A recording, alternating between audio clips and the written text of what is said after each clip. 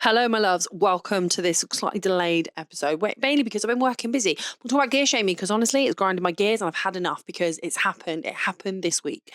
I thought we would be on gear shaming, particularly when we recognise somebody is not in the same stratosphere of career, same location of career that we are. But it happened. And it didn't just happen to my assistant, it happened to me by the same individual. And when I tell you the rage I felt, and we're going to talk about gear shaming and why it's such a huge issue in the photography world. And we're going to start off with the fact that, I love gear. Like, that sounds really dodgy.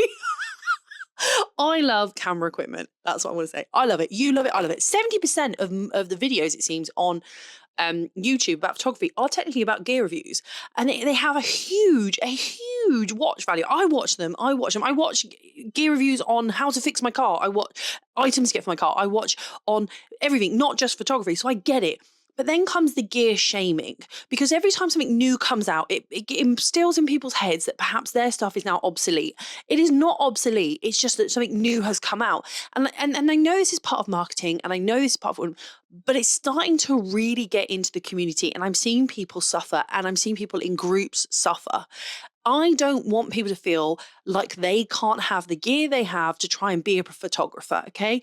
I know that there is equipment that can do the job better. I know that there is equipment that can make the job easier. But if you can do the job in a way that makes you happy and your end client happy, then who are we to tell you that it's wrong, okay? There is better gear out there, yes, but we don't all have an infinite budget.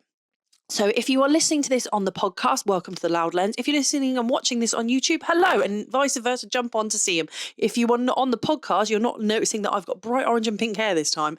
I am actually sat on the floor because I'm busy packing, which you can just see my outfits behind me, which you won't see on the podcast, obviously, but I'm packing because I'm traveling quite a lot in the next month. I am done with gear shaming. I have got gear shamed today. Give me some background on it. Doing a photo shoot, having a great time. There was a videographer there. I brought an assistant who wasn't so much assistant, more someone just who really wanted to see behind the scenes, more like a work experience, but fully cleared, everything was there. And they were allowed and authorized to take photos on their little camera. And they had some sort of Canon, I don't know, entry level one. And this videographer looked at them and went, "Is that what you're working with?" And they said, "Yes." He went, "Seriously, you want to be a pro, you're going to have to upgrade that." Now, I believe there is a way in which you can deliver that kind of feedback. They're acutely aware that they need better gear, but at the time, they were doing a great job. They were recording the behind the scenes of us. And you know what? They were brilliant. And do you know what? Because she's so upset by what this person said, I can't share those images now because of what this person said to them. This is the damage it's doing. People are stopping up and coming photographers, or those of us who are perhaps not financially affluent in any way or don't want to get into debt, from really doing what they do because you're telling them it's not good enough even before you've seen the results. And let me tell you, I've been in those beginner Facebook groups. I've seen people pull out amazing work on a Canon Rebel T3 or whatever it's called. Do you remember Brandon Wolfall? He had one of those on a 50mm and he managed to get himself a book deal and has global success and is now a brand ambassador for many people. But he started there and his work was exceptional. I own that book, Luminos.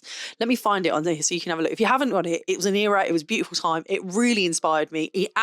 In fact, I did this video that I'll put here that was all about him. He was inspiring, and that was on his simple camera. I see photographers every now and then pulling it out the bag with exceptional work, and the kit win is quite surprising. But what happens is people see the image, go, "Oh my God, that's amazing."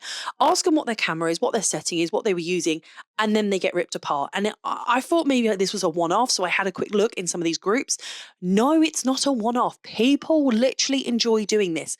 Do you know what it does? It gives imposter syndrome an absolute energizer bite in the ass for you, because you already feel uncomfortable as a photographer. Naturally, in the creative industry, we always feel like we're not good enough, we're not good at it. And then when someone says the equipment using isn't good enough, debt is not fun and debt is not sexy. And we are in a financial climate that does not bode well if we're in debt. Okay, we need to be honest about that. Many businesses are suffering. I know for a fact that there are 2 photographers who are in a Facebook group I'm in who are in absolute hit state because they invested loads of money and their businesses did not take off, and now they're stuck with a lot of stuff. I don't care if you buy the latest Windows, the latest MacBook, whatever it is to shoot on. I genuinely don't care, and I don't believe a client normally does. There are some clients who would prefer you did it because that's what they want, but most clients just want to see the end result. And yet us as photographers, we've almost decided that we need to do this to make ourselves even feel better. Now, I am part of the comedy act where I think it's quite funny when we rip into each other a little bit. Okay. I don't think there's any harm in that. You know, there was the viral one, everyone's going viral where they were closing lids on things and saying, "Oh, this is a Leica, click. This is a Sony, click." And then they closed a bin and went, "This is Nikon." That's quite funny, okay? And no one genuinely believes that Nikon are trash. I don't think they would, because every camera brand has its fans and has its pros and cons and whatever. There are certain brands that I have used, I haven't enjoyed, and it's purely down to the fact I don't like how they feel in my hand. It's got nothing to do with anything else, okay? But you like what you like. Now you can go off and you can rent kit. Cargo past, you can rent kit, you can go off and you can buy kit if you want to, but I don't think people should be pressured into get it to stay ahead of the curve of every bit of product that's coming out. Okay, there are some products that have come out that I genuinely don't see the need for me to upgrade what I've got. Did I jump into mirrorless straight away? No. Do you know why? Because I didn't need to. I didn't need to upgrade it. And yet when I was in a Facebook group, people were saying, "How have you not gone mirrorless?" I don't know, Maureen, maybe because it's $6,000 for the level I need and I just don't have the justification to spend that right now. Okay. "Oh, but if you're a pro, you'd have to get this." Do you know what? No. I think it benefits you in the long run, perhaps, to have amazing kit. And it does. You know, if you need to do a certain job and you need that capability, yes. But can you be a pro on certain kit that is maybe not so great? Yes. I have a Godox V1 flash, okay? I also have a Nikon Speedlight that was met at the time, was top of the range, was amazing. It gave out. What didn't give out was the Godox V1, and it saved my ass. Do you think that makes me less of a photographer? No, I just had backups, okay? I don't care when people say to me, "Oh, I've only got a Godox." Why does it matter? Do you know what? Godox is rebranded in this country, in the US and everywhere else by loads of different brands. Yes, you get your UK, America-centric client experience, whatever it is, and your excess warranty and whatever. I'm not here to shame you what kit you use. I'm not going to laugh at someone if they whack out a Canon, a Sony, a Leica. I might get jealous if they like it slightly, but you know, I'm not going to get jealous. I'm not going to say you're not going to do good. I have seen exceptional work in these beginner groups, and I mean it, done by people with just the basic kit.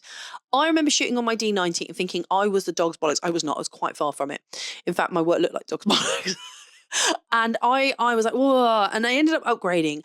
There was a guy in the beginners Facebook group for photography who shot on a D90 and his work was beautiful. I mean, it was stunning. Could I tell it was done with a slightly less advanced shutter sensor? Yes. Was the work exceptional? Yes. Did he get loads of likes on it? Yes. Why are we competing? We are just allowing people to feel less than because we want to somehow have this elevated rule that what we have is better.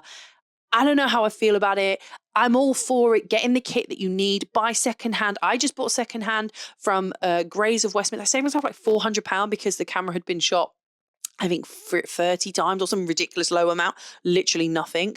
It came with everything I needed. It came with a warranty. I'm really happy. I mean, I love Grays of Westminster, that goes without saying. But I don't think we need to be shaming people, and the gear shaming has to kind of stop. I'm all for like the little odd bit of marketing. I get it works and the viral thing of it. But to go up to people and other photographers and slate them for the gear they're using and yet they're getting the results, no.